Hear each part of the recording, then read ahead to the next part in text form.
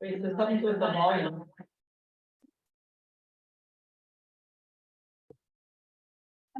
Can you just shout it out? I need to share.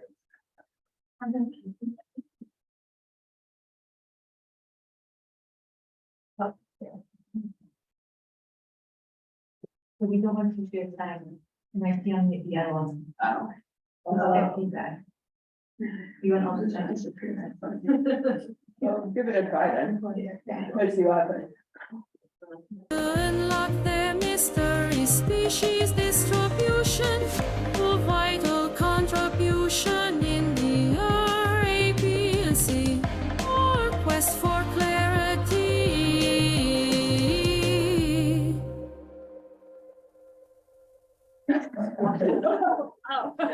Under the sea where turtles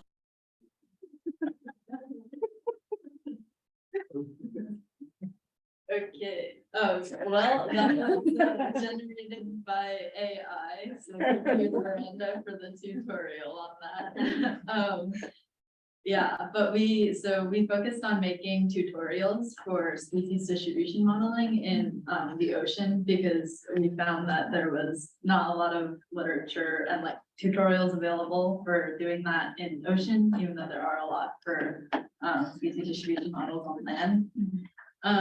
So the species distribution model is basically a machine learning model that is used to predict the distribution of species across space and time using different environmental data. So there are 4 general steps to species distribution models, which includes the data collection. So the occurrence, absence, and environmental variables. Mapping the species distribution points and processing environmental predictor variables. Applying the modeling algorithm, we use the maximum entropy modeling. So that trains the model. And then using that to make predictions about species, where the species is most likely to occur. Yeah.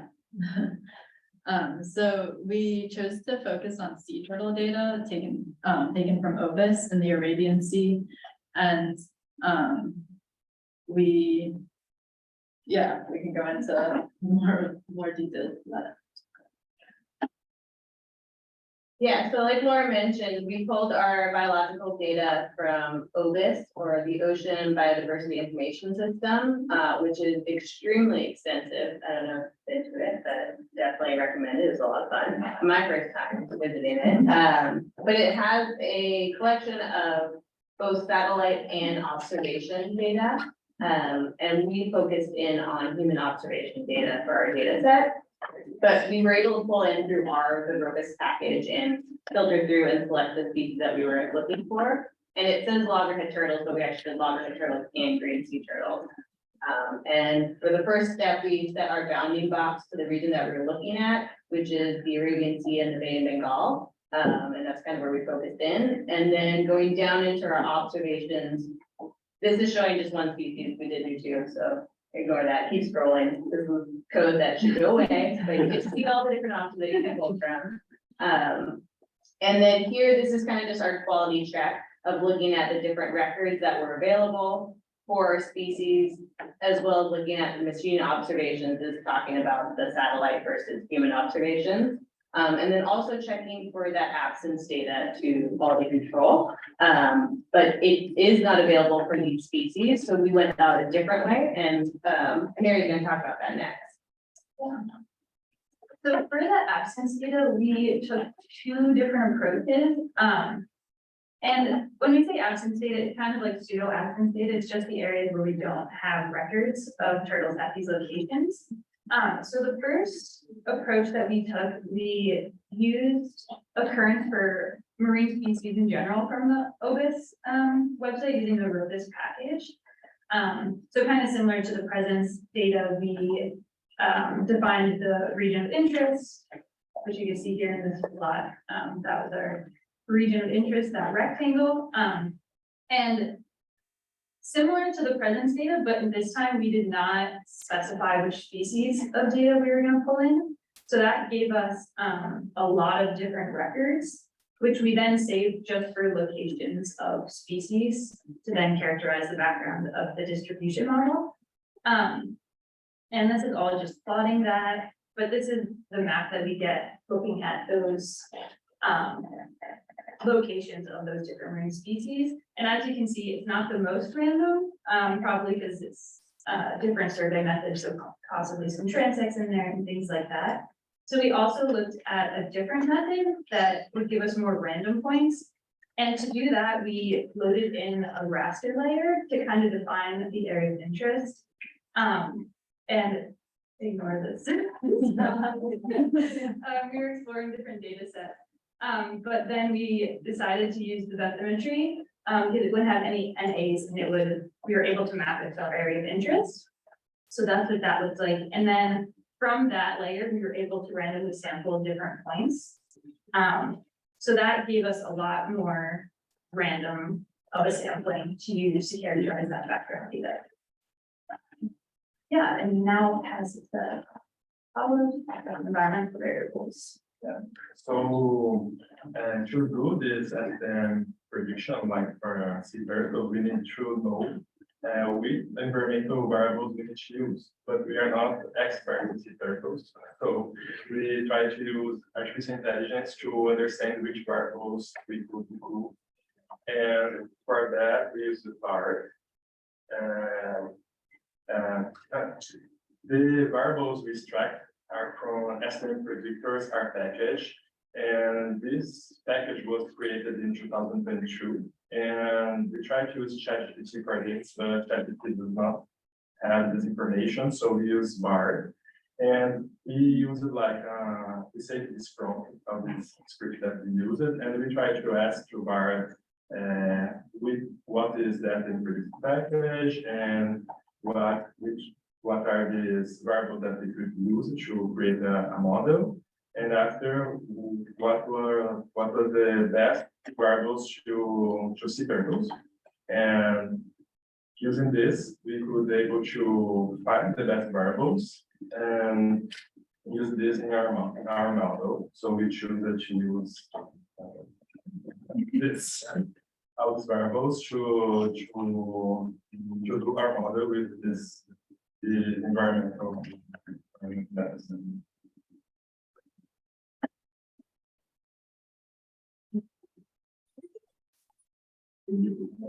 One minute.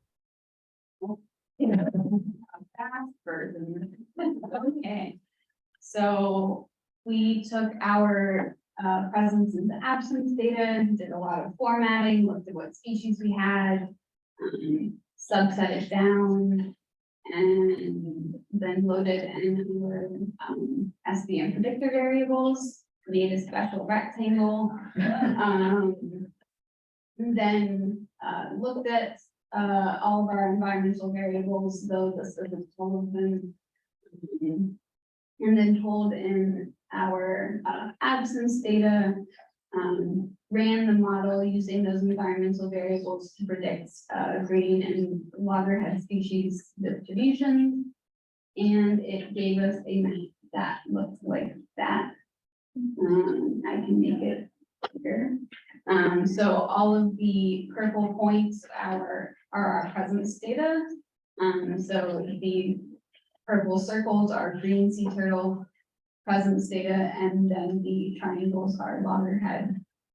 And this is also with the points, without the points.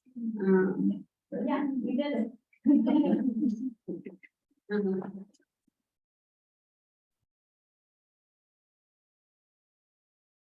Yay, thank you.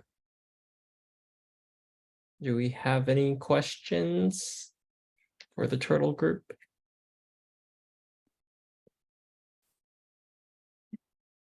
Do you have any sense of how big or small an area you need to do this? Like, I'm assuming you can't just throw in the whole ocean. I don't think it's kind of just limited to like the size of the raster, right? I feel like it was like. I mean, it would depend on the data you have available too, and just like where our region of interest, you were focusing on for this tutorial. But I don't actually know specific range that you would need within your data set to capture that. Maybe our mentor could answer that question. So the model never loads in the raster per se. So you could cover the whole world. And what it's taking in is basically a data frame for the presences, all the observations, and then environmental variables. And then has that also for these pseudo absences. So that's all you need are these two data frames, and then it's just fitting a statistical model to that. This is using something called Maxent, which is using penalized regression, but you can imagine like some kind of regression model. And so you just need enough observations to fit a regression model, and then you would need some differences between the presence and the absence. So just like when you're doing a regression, you need to, your explanatory variables have to span, like, they have to have some variability. If everything was the same, like, you don't get anything. Yeah. I just have like a kind of general question. I knew that Maxent was developed in R initially, so you guys have converted the code to Python. No. No, we did not. this is all in R, This is all okay. all in R, yes. And it's using the MaxNet package. We use MaxInt. The MaxNet is a re-implementation of the algorithm using a package called GlimNet, which does ripping fast penalized regression. Like you can fit massive data sets. Like multiple orders of magnitude faster than other approaches.